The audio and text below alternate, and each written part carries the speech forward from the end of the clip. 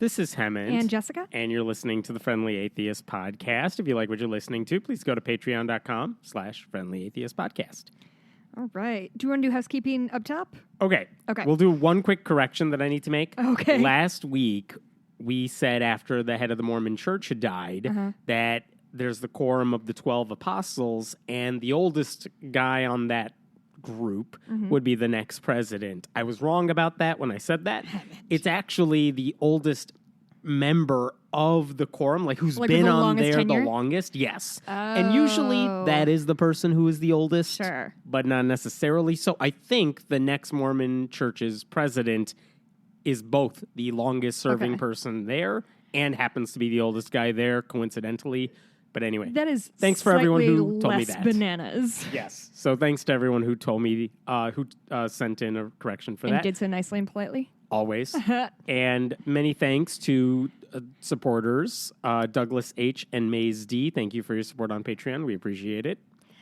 And I guess speaking of which, so I've decided to launch a sort of book club bonus content thing for our Patreon donors.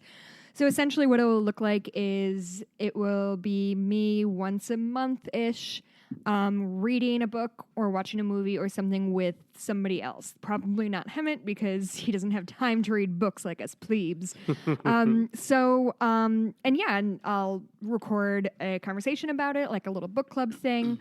And I want it to be, and so it's going to be available to Patreon subscribers. So if you donate $1 a month, you get access to this. And I really want it to be interactive because it's a smaller group. I want to kind of read more emails. I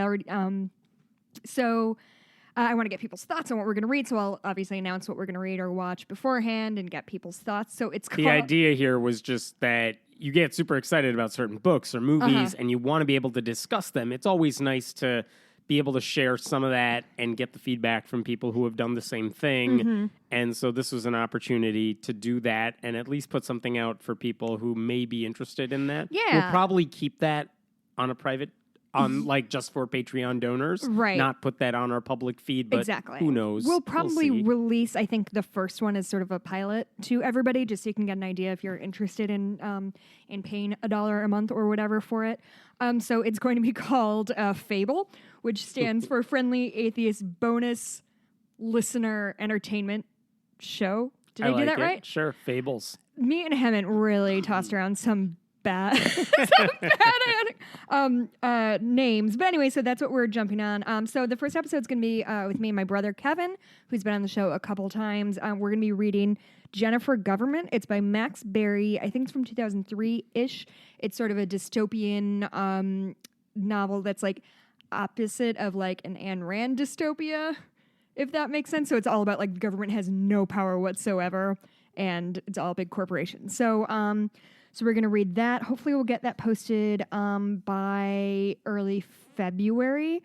So if you are interested, go to friendlyatheist.com Patreon.com/friendlyatheistpodcast. If anyone who gives $1, we will send you the information on how to get that episode. And then I set up an email called, it's fablespod@gmail.com. So if you have any thoughts regarding what we're reading or any suggestions of things to read or watch in the future, let me know. I know my husband's reading Tranny right now, which is by Laura Jane Grace. Do you know who Laura Jane Grace is? No.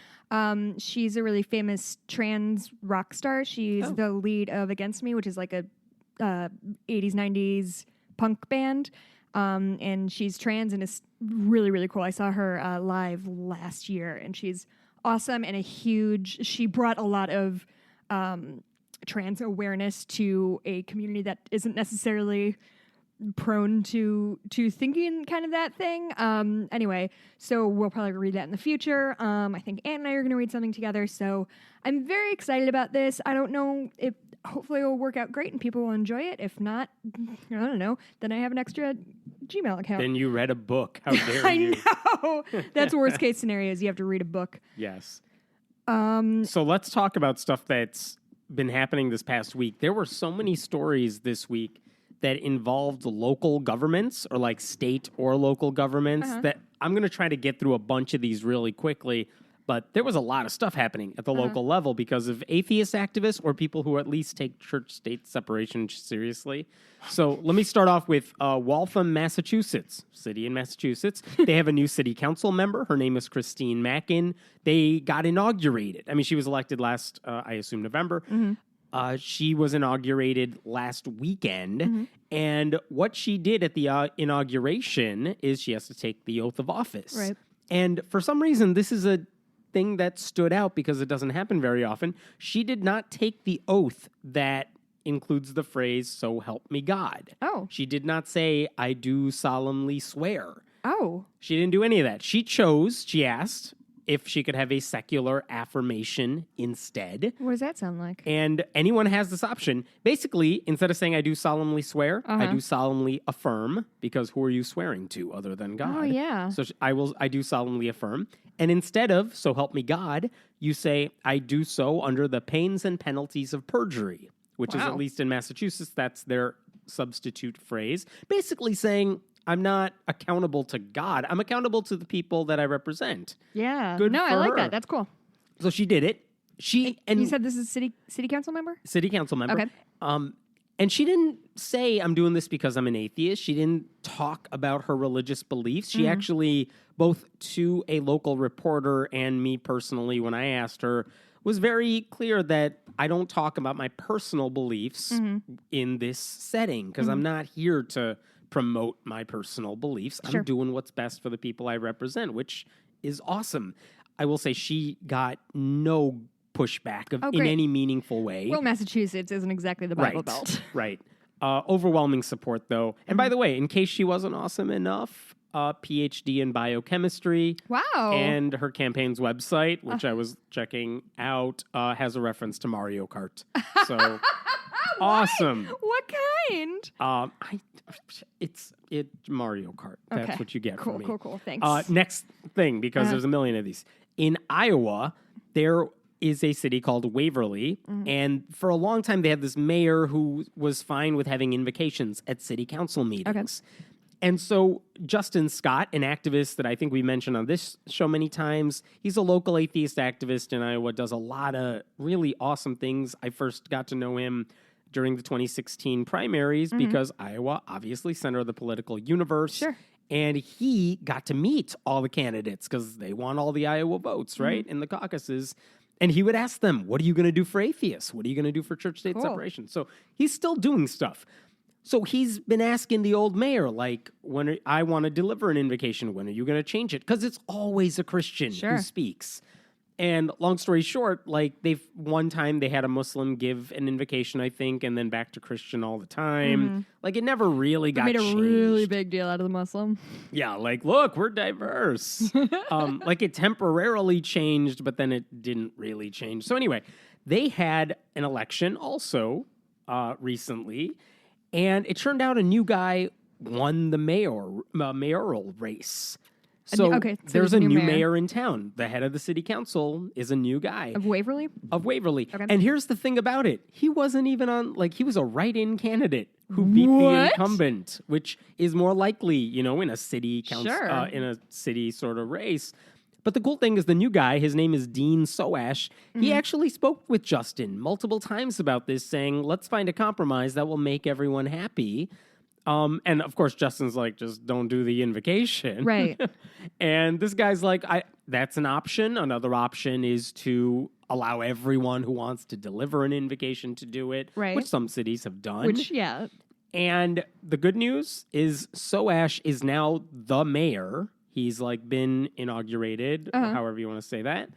And he just said, you know what, we're going to do away with the invocations altogether. Really? Yep. That's great news. And again, that doesn't stop anyone from praying if they want to. It's not anti-Christian. Well, and that's always what it's about is like, hey, nobody, and that's where like Christians love to like pretend they don't understand what's going on. Like nobody's telling you can't pray. You just can't make me do it privately. pray. It's okay.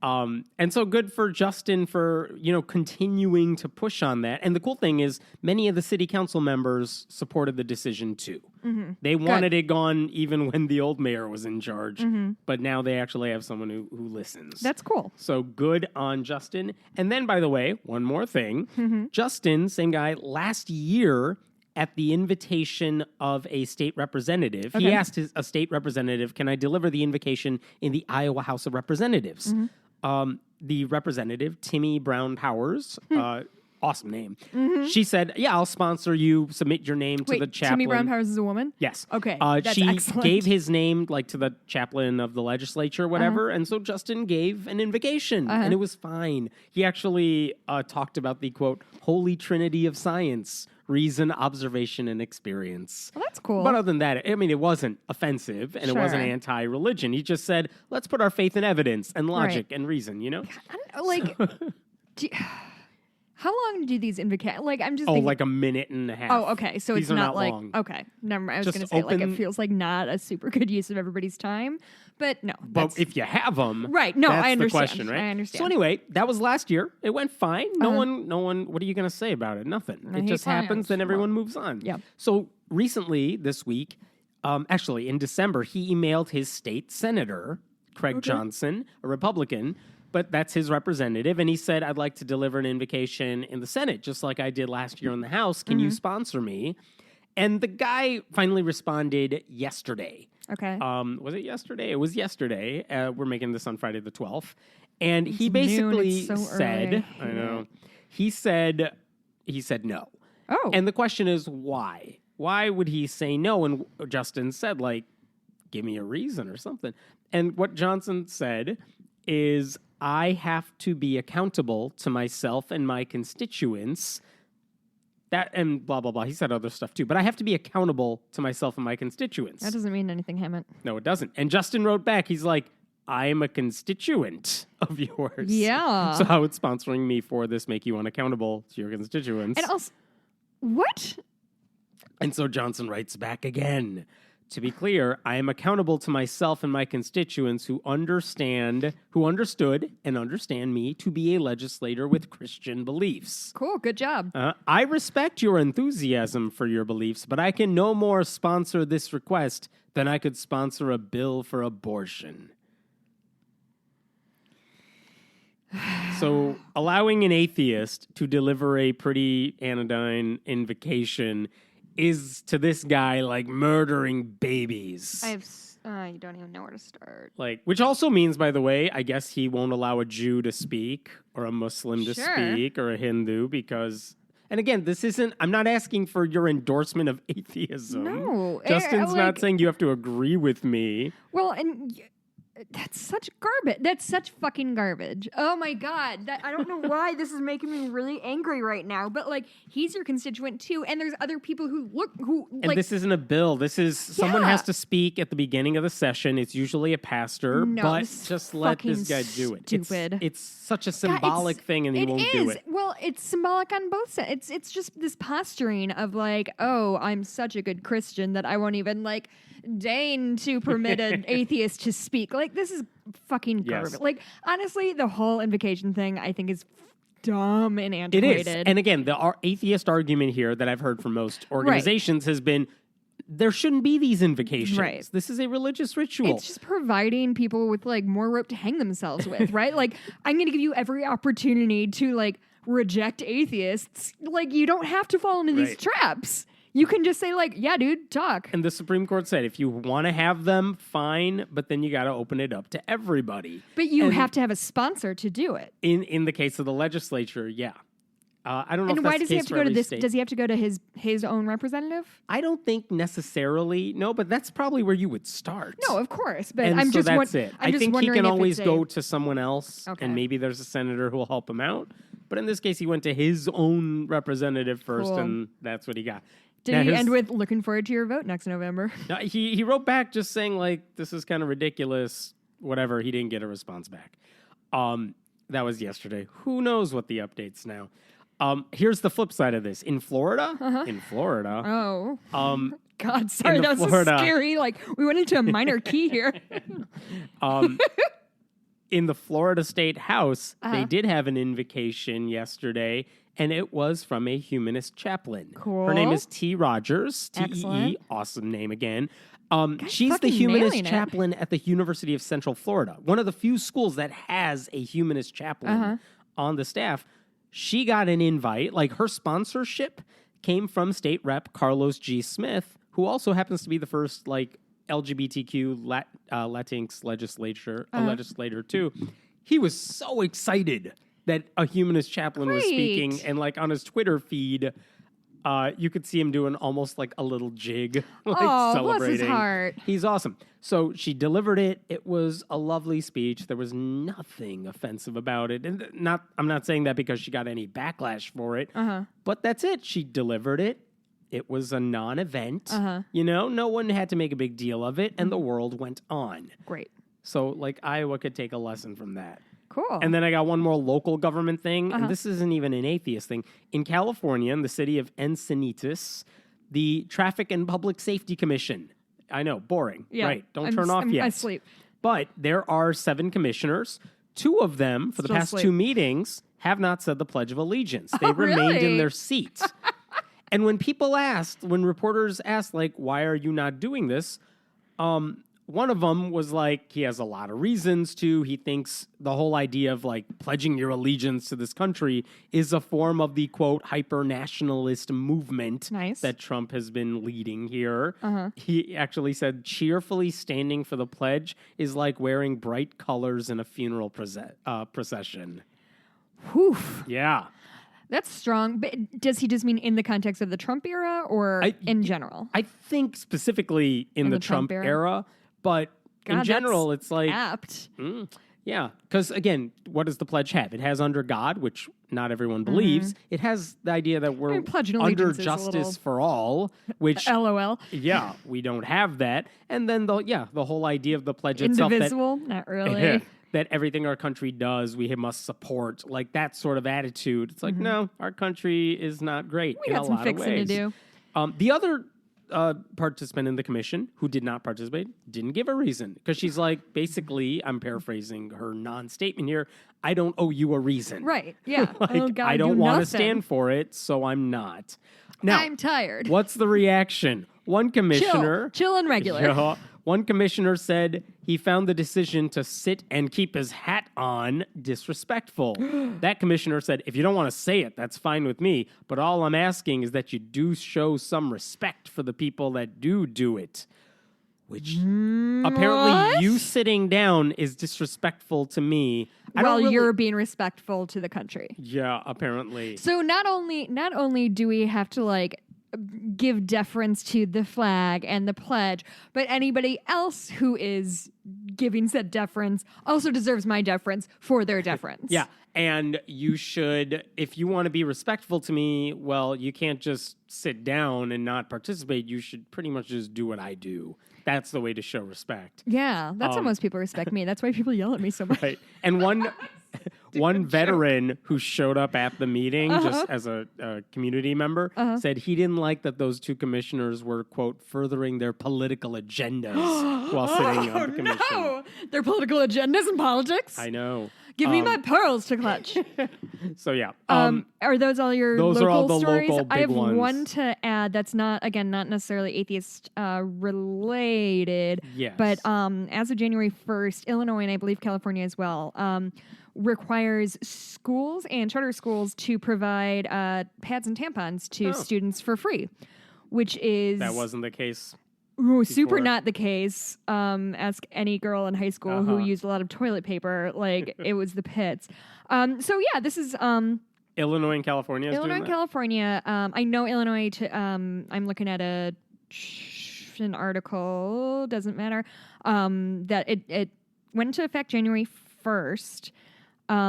So yeah, no, this is a big deal, especially for low income kids who maybe don't have access to those kinds of products at home, maybe don't have a great relationship with their parents, don't have the money to spend on this.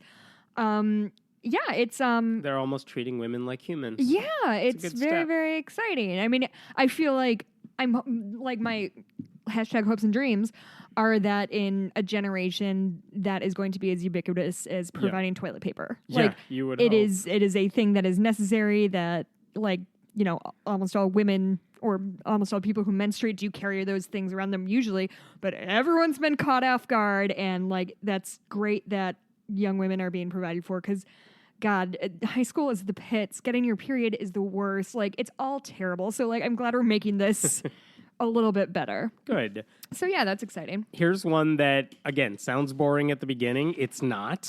South Glen Falls, New York, planning board. I know, very exciting.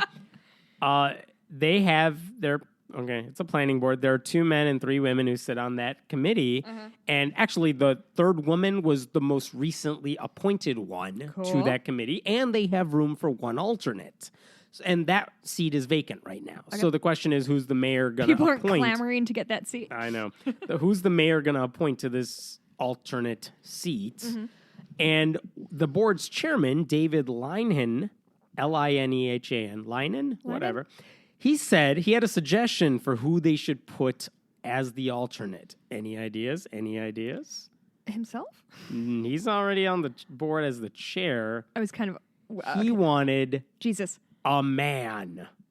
That's his qualification. You're fucking kidding me. The new board member should just make sure it's a man. And the reason... Wait. Yeah. Okay, wait. Okay, I'm ready. You know it's going to be good because he has a long quotation to justify it. My face is in my hands. Go ahead. If you go back to the earliest years of creation, God created man first. Just stop.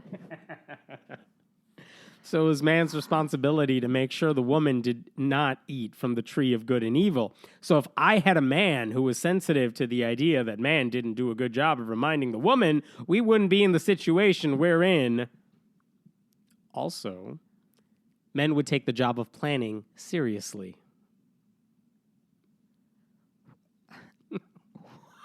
Okay. There was buzzing in my ear for like half of that.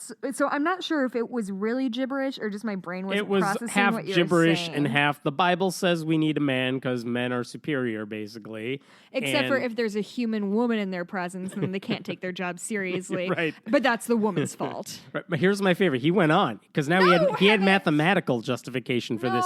There's currently 3 women and 2 men on the board. Math checks out. And if you put another woman there, like they'll get in. Right now they have a majority. Sure. But you can't give them a super majority. Is that how super majorities work? No. Okay. And he said women make up 51% of the population, so they now are overrepresented on the board already because it's 3-2. No, I understand. Right? And then he went on, if you only have 2 males, you're less than 50%. It was more of an affirmative action statement. We're in the minority. Oh my God. Is this, just double check. It's not so the many, onion, right? No. Because I'm not sure anymore. So don't worry. There'll be a happy ending to this this story later. No. But does the guy resign from office and go live in a cave somewhere? Maybe. Oh. But the whole point is like, dude, you have 5 people or 6 people on this board. It's gonna be out of whack in one direction. No, don't even give so him there's that a small kind of number credit. thing. Like, oh yeah, no, it's stupid for many reasons. But it's like you don't whatever. As a stats teacher who had to show kids how to flip coins to like show, look, if you flip a coin 4 times, it's not going to be 50-50 heads, tails all the time. But if you flip it 1,000 times, you're going to get pretty close to 50-50. So whatever, small numbers. Do you yell at your kids like that? Oh, all the time. But the whole point that, no, that's the reason because, I don't know, if you have 4 women and 2 men, like something bad's going to happen. Like, and all of a sudden this guy's super concerned about representation. Like, dude, take one step back and tell me, like, can you tell me the racial demographics of your... I can. Oh, good. Because I looked at their pictures. Yay. They're all white. Oh. Which, again... What's the population of wherever in New York? I don't know. And so, like, I don't know if that's representative. I bet it's not 100% I bet it's not 100%. But it's like, it looks like you are all about this inclusion thing in your head. When it's about you. When it's really just a male thing. Dipshit. Like, you're not Fuck really that inclusive. guy. But again, 5 people. You're not going to be inclusive of everybody. I get that. But it's still a stupid reason. No, fuck him. And then he added, he's not done talking. No, why? He said, don't get me wrong. I love women. My wife does my budgeting. Fucking knew it. I guess I was trying to be all-inclusive. Oh, suck my dick, dude. So anyway, the funny thing is if you listen to audio from this meeting when he made this suggestion, you actually hear one of the 3 women currently on the board laughing at his suggestion like, aha, you're making a joke. Then they realize, oh, he's not joking. Oh, no. So then, like, obviously, everyone else they talked to, the reporters talked to about this, on the council, the mayor, they're all like, what the hell is this guy talking about? No one's defending this guy. Yeah. No one's saying they're going to take his recommendations seriously. They're all like, no, we'll just put on whoever's qualified, whatever, out of our options. That's what we'll look at. Everyone else but this one dude seemed to have the right perspective on this. Cool. And so the backlash he's was super big. sexist. The Nice. backlash was huge once it got some coverage, right? And it realized, oh, it goes beyond this community. Like, everyone's pissed off at you. So, this week, he submitted his resignation letter. Fuck yeah, replace him with a woman. Yeah, which would be hilarious. He said in his apology, it's not, I don't know if it's, yeah, it's kind of, he said, I now consider the remark made at last month's meeting as prehistoric and unbecoming of any servant. Blah, blah, blah. Okay. I most of all will need to apologize to friends of the WWW, World Wide Web, who are also deserving. Wait, World Women's Wrestling? Yeah. It's a weird apology letter. He did... That first sentence isn't It's not my bad. least favorite thing Right. I've ever heard. But anyway, the whole letter made it sound like he was the victim. He meant well, but you all hate him for it. I'm sorry if anyone was offended kind of thing. Yeah. Anyway, he's gone now. Bye. Whatevs. Speaking of apologies, sidebar, I don't have this in my notes. Yeah. But Dan Harmon, do you know who this is? So I heard of the story, and I have no idea who any of the people involved are, so then I skipped over it. Okay, that's really unsurprising. And it really, again, isn't atheism or politics really adjacent, but it's an interesting circumstance that's happening in the current climate. So essentially, it's a very long story, but Dan Harmon was the showrunner of an NBC show called Community, which is one of my favorite shows of ever. I really like it a lot. And I didn't know any of this, but basically on Twitter, one of his former staff writers was a woman who basically said that he consistently and frequently sexually harassed her and made her, and not only like made her feel uncomfortable in the workplace, but made her second guess her own talents. Like the hot and cold way he would treat her was really harmful for her. And she called him out on Twitter in public. And he went on his podcast and did about a 7-minute apology. And I'm going to have to look up the woman's name. Can you look it up for me? Dan Harmon Sure. apology. She called it a masterclass in apologies. And I was skeptical when I went to listen to it. Megan Gantz. She was a writer in Community. And it was very introspective. Okay, I'm sorry. What was his apology that he made that she appreciated so much? Like, what did he say? So essentially, he started by explaining the situation as it was. It was that he was a showrunner. He became infatuated with this writer, Megan. He was in a relationship with somebody else, was lying to his girlfriend, was lying to her, was lying to himself about his feelings, and became like obsessed with her and constantly like treated her special and all this. And she consistently and frequently said, like, please stop doing this. I'm not interested. Eventually broke up with his girlfriend, told this girl that he was in love with her, this woman that he was in love with her. She rejected him as she had been doing for the last 2 years. And he kind of not only made her life hell, but he basically in this apology said, I destroyed my show. Like my show got ruined. He was so, just so fucked up over it. But the way he laid it out was somebody who sat down and talked to the people he hurt, talked with a therapist about his own issues, and really understood what he had done wrong and felt badly for it, and and I think will change moving forward. And it was a sincere and heartfelt apology. He clearly was really, in hindsight, very troubled by his own actions and understands why. He didn't do the "I'm sorry if you were offended" or like, you know, please, you know, I'm going to go to sex therapy for a week. And the kind of thing that got to me was when he was discussing the way he treated Megan, this writer. He said, none of it is anything I would do if I had any respect for women. It is something I did because I clearly saw women as an other and this sort of foreign entity. And I would recommend, it's Harmontown, his most recent episode. I think it starts around 18 minutes in. It's good. I mean, obviously it doesn't absolve him for anything that he did. But I think it is... I've been talking to a couple of people about this idea of forgiveness of men who have made these kind of egregious actions. Do we just blackball them? Do we let them change and come back? Like, what's the right thing to do? And to me, I think it's really similar to talking about like prison. Like, do you consider prison a punishment, or is it an opportunity to rehabilitate somebody so they're a productive member of society?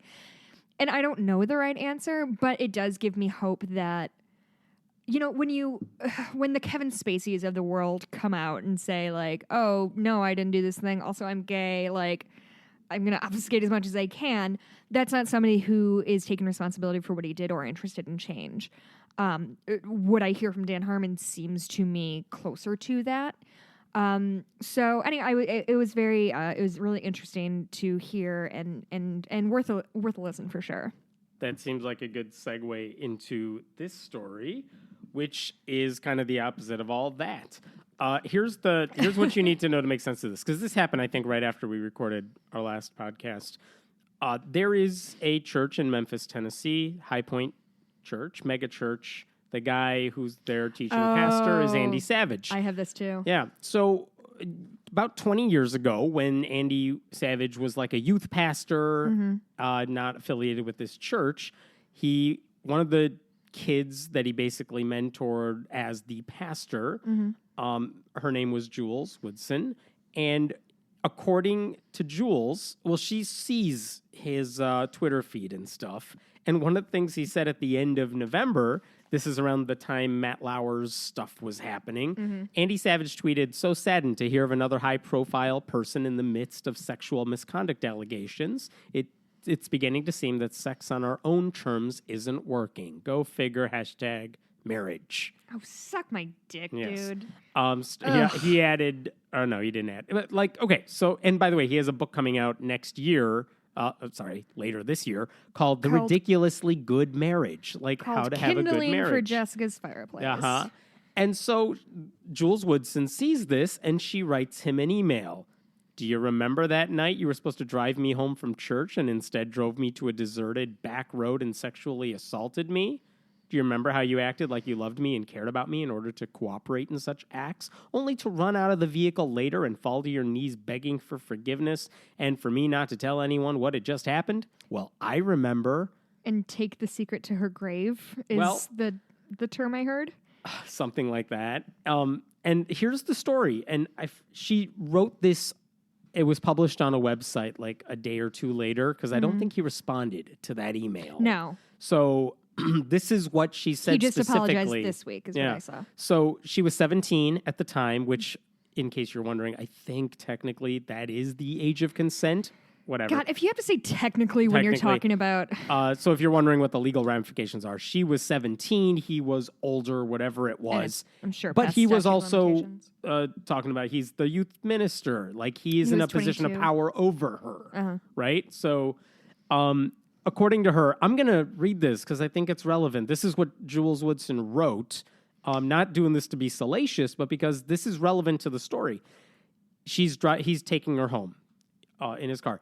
He turned onto a dirt road and continued to drive. There were trees all around. I could not see the main road anymore from which he turned from. I asked what was back here. He told me they were building a church. I thought maybe that's what this was about. Maybe he has some secret to tell me, like perhaps he was moving to another church. He reached a dead end, and he turned the truck around before putting it in park. We were stopped, and he turned the headlights off. Suddenly, Andy unzipped his jeans and pulled out his penis. Jesus. He asked me to suck it. I was scared and embarrassed, but I did it. I remember feeling that this must mean that Andy loved me. He then asked me to unbutton my shirt. I did. He started touching me over my bra and then lifted my bra up and began touching my breasts. This goes on for a while, but I'm going to forward to later on in her open letter here, like, this is something that has traumatized her for a long time, as you might imagine. Fucking terrifying. So she published this open letter, right, online. So the response now is, so you have reporters like, hey, Andy, like, what is this all about? Because since then, he's been hired to be this pastor at a megachurch. And so what he says is basically, this is something, he doesn't deny it. He says this did happen. I feel horrible about it, according to him. And he says everyone in the church leadership was aware of this. I told them about this when I got hired. Like, whatever, like, they forgave me for it. He never went to the authorities about this. Nothing real ever happened. And she went to her church leaders after this happened, too. And that's what I read in a report. Yeah. And it happened. He called it a sexual incident. He tried to respond in a biblical way. He resigned from ministry at the time, moved back home to Memphis. I accepted full responsibility for my actions, whatever that means, because he didn't do anything. He feels bad, whatever. So this goes on for a while. So he says this. That's not really an apology because, one, you didn't even, as far as we know, say anything to her. And it sounds like you only told your church, if we believe you, then you only told your church leadership who hired you just because they might have found this out later or something. By the way, Jules Woodson, the girl, says she submitted a report to law enforcement this week. Oh, she did? Now, this week. Now. I don't know what the statute of limitations are. I don't know if that matters, but he was in a position of trust, so who knows. But here's the thing that gets really troublesome, and this is why this became a national story this week. On Sunday, Andy Savage gets in front of his congregation, and he delivers what he thinks is an apology. And basically, he doesn't explain that he drove her to the side of a road, or to a faraway little enclosure, and basically coerce her into blowing him, against her will, but she was pressured into it. He didn't explain any of that. He didn't get into the details of what he did or what he was thinking or anything like that. He said, I did this incident or whatever that happened a while ago. The church leadership knows this has haunted him for a long time. And it's something that he's had to struggle with, but now that it's a public story, he wanted the church to know, that he feels bad. And they respond with a standing ovation. Because he's the victim in all this, I guess. This is how seriously these evangelicals take sexual assault. Like, when their people do it, it's not really a big deal. It's a Hollywood problem, Well, they'll trash Hollywood for this stuff, but when it happens in their neck of the woods, no, our guy's forgiven. He meant well, or whatever. Well, and it's usually about he's forgiven himself, so it's our job to forgive him, or he thinks he thinks God has forgiven him, therefore everyone should get over it. And that's the thing. Like, I don't care what you've done since. So okay, so I'm kind of sitting here thinking, okay, what's the fundamental difference between these two apologies that we put back to back, right, of Dan Harmon and this? Because it sounds like Dan Harmon actually understood what he did and why it was wrong and the harm he caused. I think that's the thing is, man, I don't know. This dude Savage does not apologize for the harm he did to this woman. If you ask him, what do you think? From what he said, he didn't talk about the trauma that he caused her or the fear she must have been in being driven by somebody she trusted to like a dark abandoned road. Like I watch a lot of true crime documentaries. That's how they all fucking start, is like this girl was probably afraid for her life. So what he is worried about is, or at the very least thinking, I have to do this because 100%. This guy I trust is telling me to. And the fact that he then is doing this performative, it's so sad that people are being, people are doing sexual misconduct in this salacious way because, no God in their life. Like, it's all so fucking icky and so... just like a lack of self-awareness. I don't think he understands what he did wrong. That's what I wonder what his congregation, it doesn't sound like they know what he did wrong. No, I think that's it. I'm kind of talking in circles a little bit because I'm trying to find the answer myself because I don't really know. I think this man does not understand what he did wrong. I think he thinks engaging in a sexual act in and of itself is the bad thing. So, like, I honestly think that's what it is. I think he's like, I got a BJ from a high schooler 20 years ago or whenever Before it was. I was married. Before I was married. And that was the sin, and that's what I should be. That's what he's apologizing for, right? Isn't that what it seems? He's apologizing for just having sexual contact. It's an apology that's very similar to, like, I had sex with someone who wasn't my wife before we were married. That's sort of an apology. That's the sin. It's not different. Yeah. And since then, he said in his apology, quote unquote, since then, I have tried to live my life in keeping with that original act of repentance. Like, no, it's the same apology, quote unquote, that you hear from people who say I committed sexual sins in my youth. So what I'm hearing is a man who doesn't understand what he did wrong, doesn't care, does not pass a thought to the victim in this, which is, spoiler alert, not himself, no matter how shitty he feels about. Like, if I shoot somebody, I bet I'll feel bad about shooting them, but they're going to be a lot worse off than I am. So, like, that's the bad person. That's, like, the person who's the victim. And the big difference is that if you actually wanted to do something about it, you should have reported it or turned yourself in or something. Right. So his rape, or responded to this woman's letter before she published it. Right.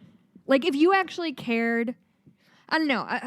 That might be hypocritical. Here's what's been interesting. So even the New York Times covered the standing ovation from the congregation, which is kind of like the whole point. Like, this is appalling that these Christians think so little of what this guy did that they're willing to give him a standing ovation for basically raping this underage girl at the time, or under 18 girl at the time. Like, he's forgiven. They don't even know what he did because they didn't talk about it in church. But he's forgiven, done, because he says he has God on his side. So, yeah, I mean, as a college student on staff at a church in Texas more than 20 years ago, I regretfully had a sexual incident with a female high school senior in church. This is not saying I raped somebody. This is not saying I sexually assaulted somebody. This is not saying I drove this woman into the fucking woods. If she was 18, he would have been like, or if he said, I had a relationship with someone who was a student of mine in a way. Like, there's an ethical problem with that, but this is a crime that he's talking about. And he's using the lightest possible terms to absolve himself as quickly and easily as possible. And it's pain-free for him because he's already been through enough. Like, and he has a nice job as the Megachurch pastor. Like, he'll be... And Jesus, like, that's really, like... The bar to clear to be a megachurch pastor isn't even don't have raped somebody. Like...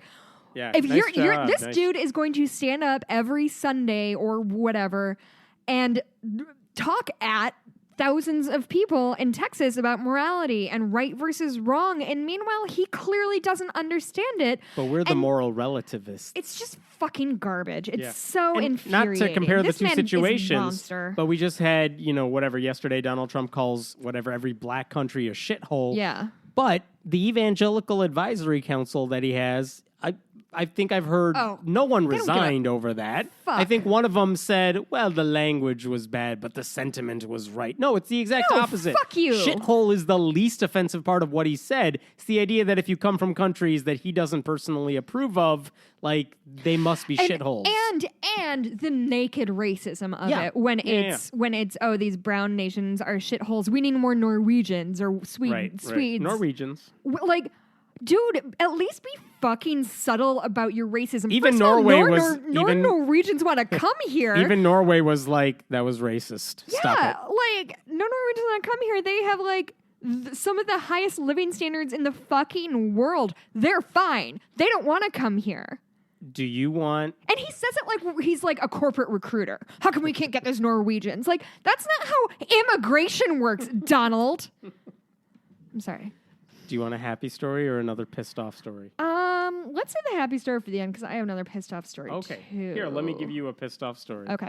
The Golden Globes were on Sunday. That's my pissed off story.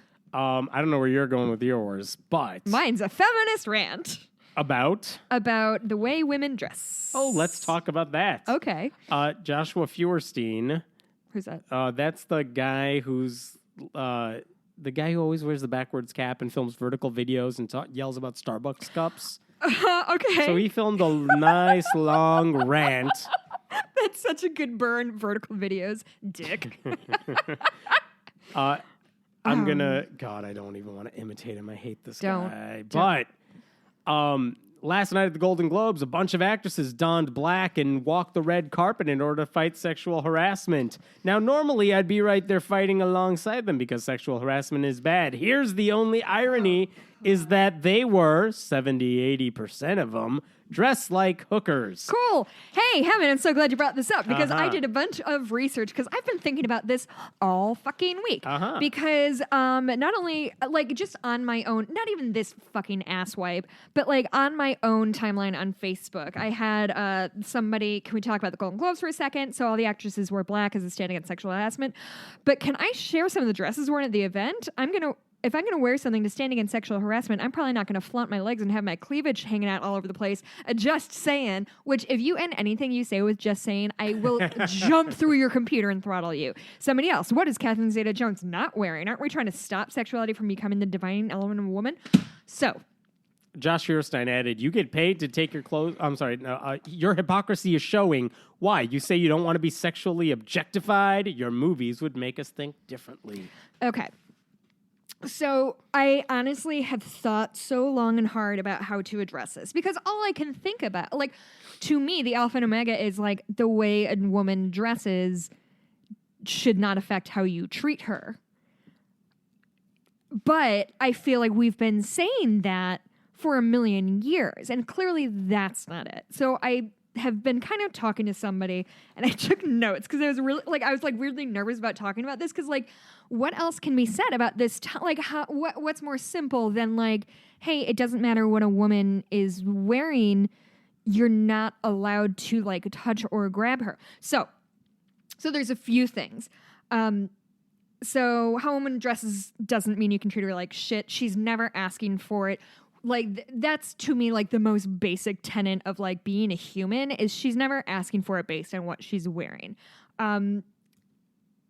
So that's kind of that. Putting that away, I think there's also an element of men taking ownership over women and how they dress. So the understanding is women who dress in, say, something revealing is doing so as a performative measure for men. Or they wear makeup for men.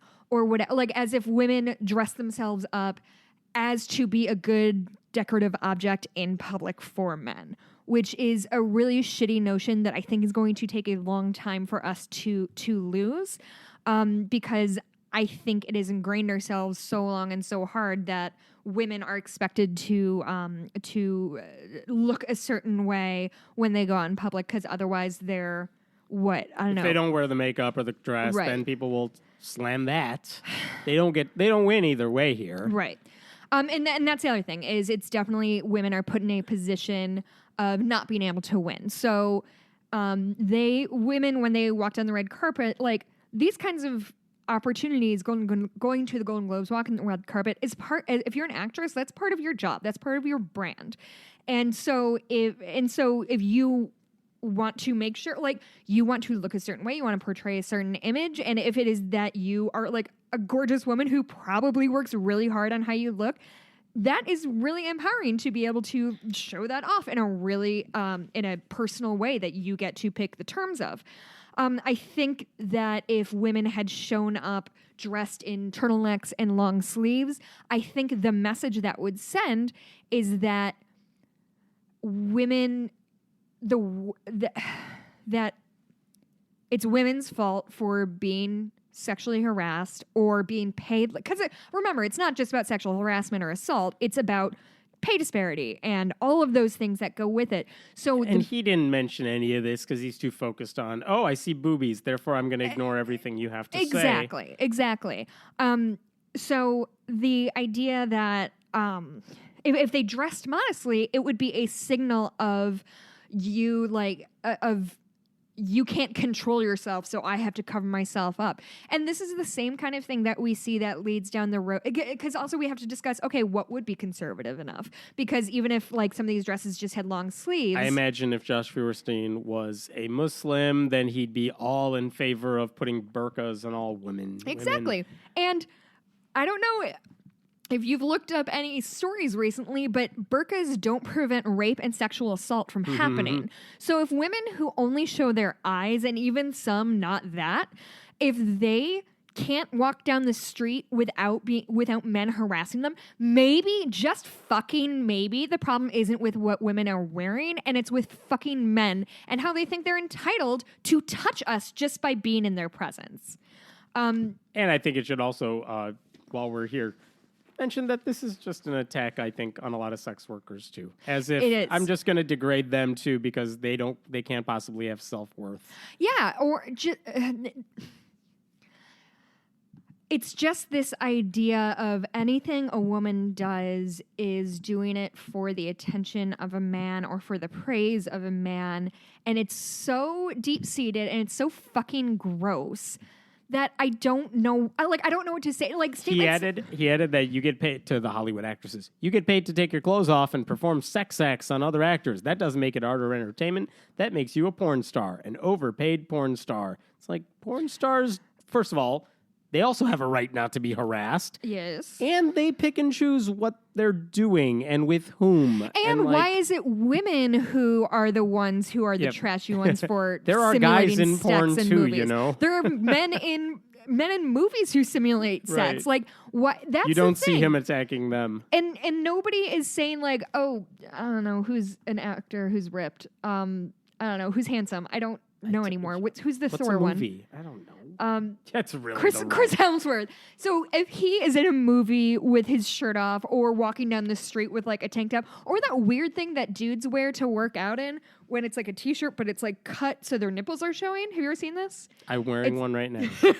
Like nobody's going to the gym and seeing a guy who's wearing that, which God knows I have. Or like running with his shirt off. Nobody's looking at him being like, he's just running for attention. Like, it's this double standard. It seems so obvious that I couldn't believe that this was the shit I had to research this week.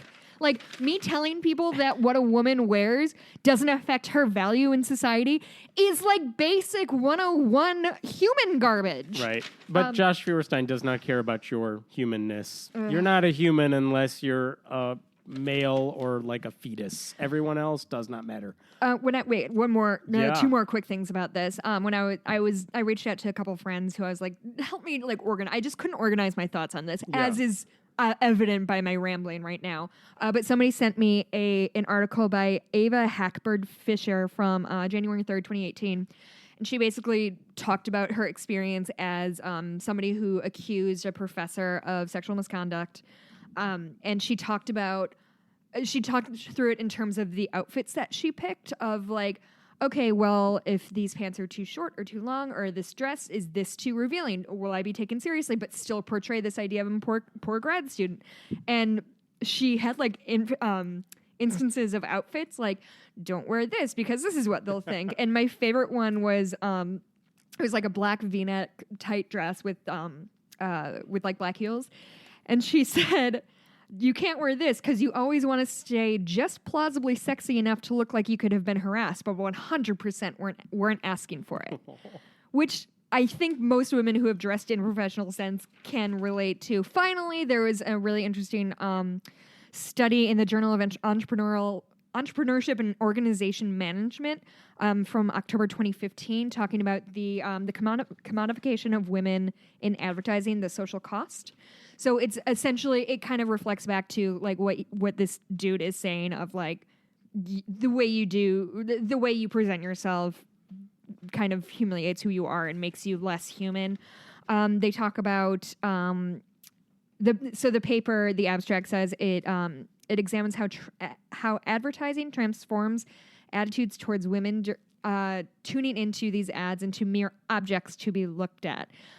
This kind of portrayal can be dangerous repercussions for society as it strongly influences how women are being viewed. So essentially the fact that women are almost always in advertisements in some way, whether they're selling a beauty product or like a fucking cheeseburger and they're in a bikini and sitting on a car, when we are inundated with those images over and over and over again, you just get used to like seeing women as set decoration and little more. And so it all kind of bundles together that women can't win because if they don't try hard enough, they aren't pretty, they aren't thin, they don't look like these women, they're dismissed because they don't take care of themselves, they don't try hard enough. But if they are pretty and do take care of themselves and do put on makeup and do their hair and wear a low-cut dress, then they're these sluts who don't deserve to be listened to because all they care about is how they look. And so there's this invisible tightrope that we are expected to walk to be taken seriously in this world, and fuck if I know where it is. And that's the end. Don't worry, Josh Feuerstein will tell you exactly where it is. But like, that's the thing is like, apparently every man or every guy who makes these kinds of comments has this like specific ideal way that a woman should dress. It's you want makeup on, but not too much makeup on. So you want the quote unquote natural look, which like jerk off motion. Mm-hmm. You can wear a dress and it can be slim fitting, but not low cut. But like a low cut dress for somebody with small boobs is much easier to get away with. Like I can wear like a fucking crew neck t-shirt and still have cleavage. So there's something that I have to account for. Like, are my arms showing or are they not showing? If I wear a sleeveless dress, well, like I don't have really skinny muscular arms anymore. Are those okay to show? So I coach a public speaking team, and the whole thing is you got to dress professionally for all these things. So it's so funny because at the beginning of the year when we're telling all the new kids on the team, look, this is what you're expected to wear with certain exceptions. We don't want you spending money for all this stuff. It's easy for me to say, guys, just solid shirt, like dress pants, a tie, we're good. Yep. And then every time it's like, what should the women wear? I'm going to shut up and let the captains of the team or anyone else talk because it's so complicated. Because the girls do this all the time where they're like, look, they have the same conversation you just had where it's like, you don't want to show cleavage, but sometimes you can't help it. But sometimes you can wear this. Sometimes you don't want to wear this. And especially, I've had this conversation with some of the girls on my team. Do you wear like a pantsuit sort of thing, or do you wear a skirt? And if so, how long? Because in some of the things, if they're acting, they may have to do certain movements where it's like, well, we don't want to do anything that might put you in an uncomfortable position or anything. And it's like, these are high school kids doing public speaking. Talk about Hollywood stars on a red carpet. Right. My God, you can't like, win. You know, if a woman, a high school girl showed up in like khakis and a button down the way I'm sure most dudes would do, they would be marked down because they don't look nice. Because women's professional clothing is just modified men's clothing. Okay, here we're going to get into some conspiratorial territory. So the reason women have so much... this is literally something I made up like a few weeks ago when I was thinking about this. It might not be based on anything. The reason women have such a hard time dressing formally in a uniform fashion is that men have suits. And that was when they've always had suits, always different modifications of suits. When women entered the professional world, they were expected to mimic men. They were always trying to look more like men. And so women wear blazers or button down. And like as a woman with breasts, button downs fucking suck. Like, they burst open at the slightest moment. But, like, that is what is considered quote-unquote professional because it's a traditionally masculine shirt. Even if it's, like, you know, slim cut or feminine, it is a masculine look that is tailored to be more feminine. Like, blazers on a woman can be tricky, again, if you have boobs, because, like, that shit doesn't lay right. But if I don't wear your standard pantsuit, what are my options for just a regular dress, or a regular piece of clothing that keeps me warm? Because offices are always fucking freezing because you dudes are dicks and can't take, like, roll up your fucking sleeves for once. And so all of my, you know, when I was working at the bank, I was wearing like business professional clothes, and that means skirts in fucking February. So I'm wearing tights and heels, and like, just there's no. I think I've lost my train of thought, but I'm just really frustrated with everybody right now. And also pockets. There's a really interesting article about like the politics of pockets. It's very interesting. Really? Ask any woman how they feel about pockets, and they will have strong opinions. Interesting. I have lost 2 brave phones because I trusted the pockets of my blazer to hold a cellular telephone, and just shattered twice, 2 times in a fucking blazer pocket. Give me usable pockets. Anyway, go ahead. That's all I had. Moving on. Gwyneth Paltrow wants to sell you something. We're going to do rapid fire because we're at an hour and like we got to wrap up soon. So I got a million other things. But okay, fast. Gwyneth Paltrow wants to sell you a coffee enema. No, absolutely. Yes. Moving on. $135. Moving on. Coffee enemas are terrible. I still got to point out, it looks like a Mountain Dew bottle with like a squirt gun sticking out the edge. Hey guys, just like don't do enemas. Don't do coffee enemas. If you're going to do an enema and going to do a coffee enema, make sure you let the coffee cool first. There are actually more incidents than you would like to know about that when people burn their rectal area because they're fucking idiots. Well, they read goop, so who knows. There is a Turkish scientist who actually made Ken Ham look smart this week. Oh, I know. No. This guy, Yavuz Ornek. I hate everything about this because the scientist looks dumb and Ken Ham looks smart. He's a lecturer at Istanbul University. Shows up on a state-run TV channel, and he starts to explain, like, before Noah boarded his ark, because even the Quran references Noah. Before Noah went on the ark, he spoke with his son, but his son was far away. So how do you reconcile that? How did Noah talk to his son? And this guy's answer? Cups and string. Called him up on a cell phone. Get the fuck out. I'm done with that story. Because if he could build the ark, surely he could build this. Wait, it goes on. God it goes on. Not only did Noah make an iPhone or something back in the day. I'm sure it was a cricket phone. The ark was built not with wood, but with steel plates. Oh, fucking kill me right now. And it was powered by nuclear energy. What's this guy's doctorate in? Nothing. And it wasn't full of animals. Well, how did Noah get all the animals on board the ark in a reasonable way? DNA. He got their sperm and eggs separately. That's Makes you wonder what I mean, that kind of explains if he's 600 years old. Now I know what he was doing for the past long time. Ew, and then he added, whatever. This guy added, Rooney. You're welcome. I am a scientist. I speak for science. No, sir. He did. No. Okay, I got another one for you. No, I hate this. Bill Donohue, the Catholic League, the blowhard who basically works out of, I assume, his basement at his mother's home, he put out a press release saying Hollywood has a sexual harassment problem. Accurate. And he said... Unlike Catholics. Well, what he said is there is no institution in the nation today, religious or secular, that has a better record in dealing with sexual misconduct than the Catholic Church. Everyone should look to the church for ideas on how to fix your sexual harassment problems. What? Yes. Yep. Okay, again, Hammett, scroll up. Was this the Onion? Nope. He thinks that if you go from a failing grade to a D-, because now people are aware of these problems, and like the church is somewhat doing some stuff to try to prevent it.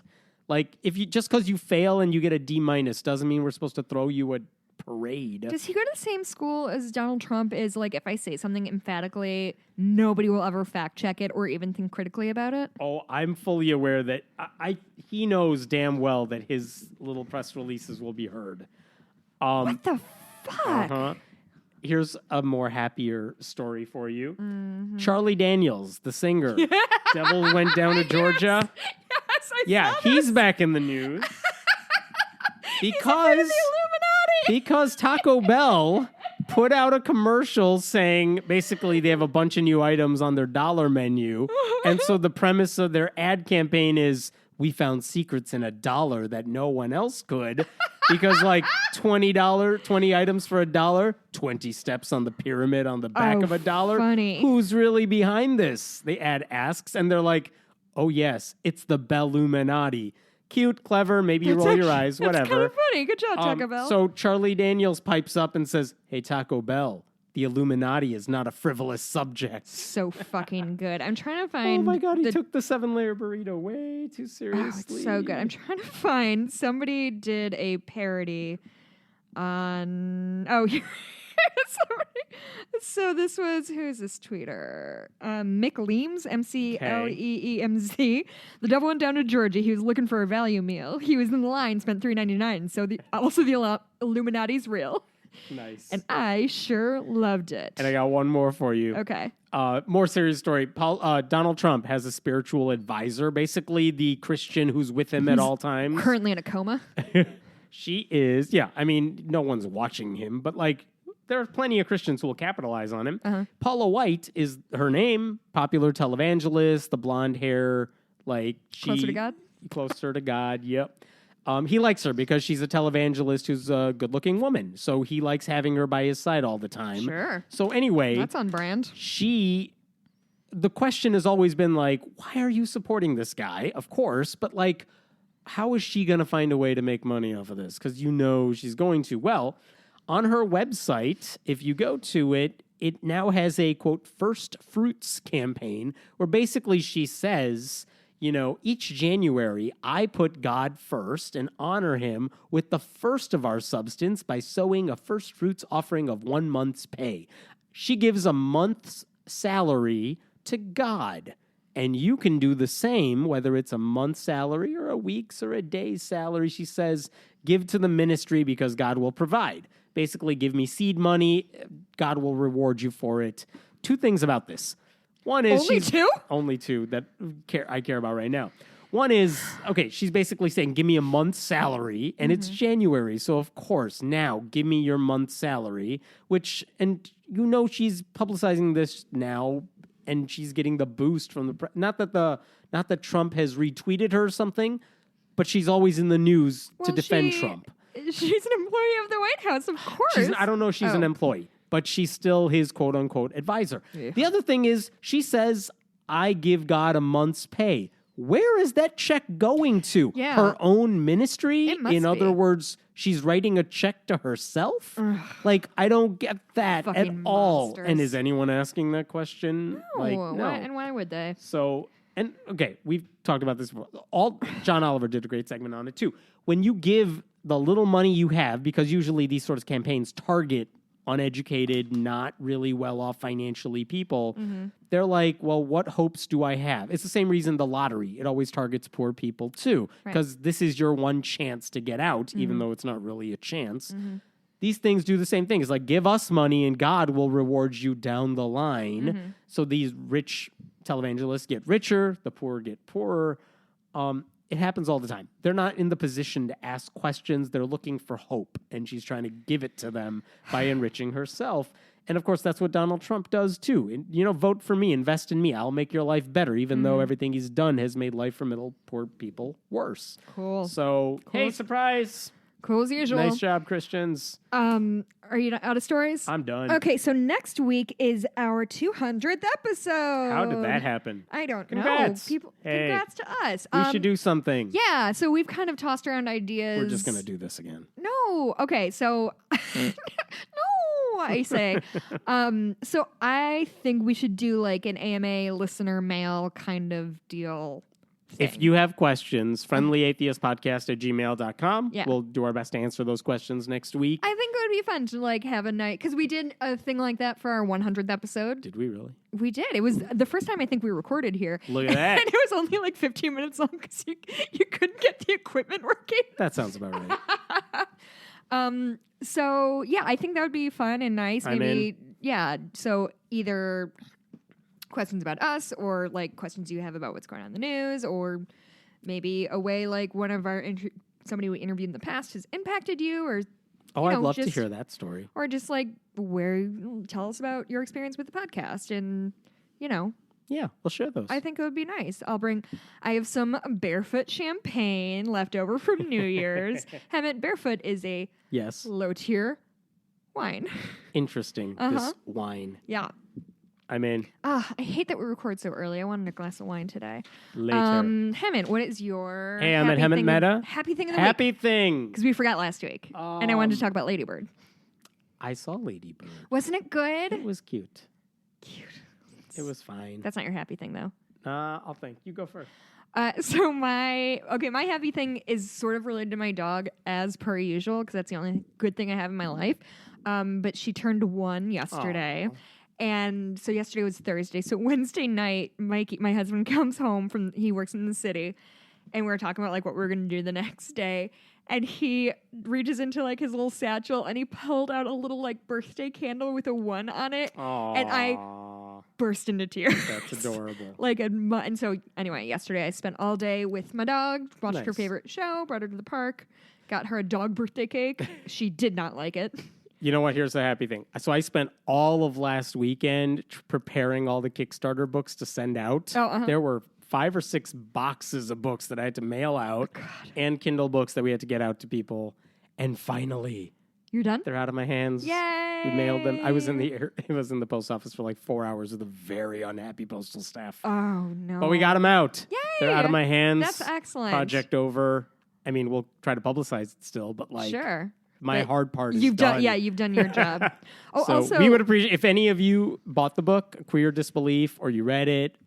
Would appreciate a review on Amazon or tell people about it. That always helps. can you kick me a copy? I will. Maybe that will be one of my book clubs. Ooh. It's a really exclusive get. So, also I saw I, Tanya last week, and it is Oh, how was that? one of my favorite movies Really? I've seen in a very long time. Interesting. It's really good, really well acted, and it tells a more interesting story than like just about a figure skater. It's about class. The New York Times ran a and- profile of her like this week, and it was same thing. It was Tanya Harding? Of Tanya Harding. Yeah. And it was really interesting because I was 11 when all that stuff happened. Yeah. And it's like, oh, I didn't know any of this stuff back in the day. Yeah, and it's really interesting to see like the snapshots of things that I very vividly remember, like her with her leg on the wall because her lace broke, but like all of the shit around it I didn't know. It's very, very, very good. It's not everywhere. I didn't understand the class struggle, obviously, back in the day. Right. I didn't know what was her involvement or lack thereof. Or Yeah, whatever, it's very interesting. Hammett, Twitter. At Hammond Meta. I'm at Blueberry, BLUEBURIE, friendlyatheistpodcast@gmail.com. So yeah, like hit us up with questions or comments or whatever. My Etsy shop is Bitches Get Stitched Done. Friendly Atheist Podcast. I did that already. friendlyatheistpodcast.com is our website. And if you give anything on Patreon, then you'll get the bonus episodes with Jess starting yeah, it's soon. literally like $1 a week. And then there's still, if you do... $1 a month. Oh, a month. Mm-hmm. Sorry. We're a cheap date. I'm just excited. Okay, cool. Thanks, everyone. We'll talk to you soon. Bye.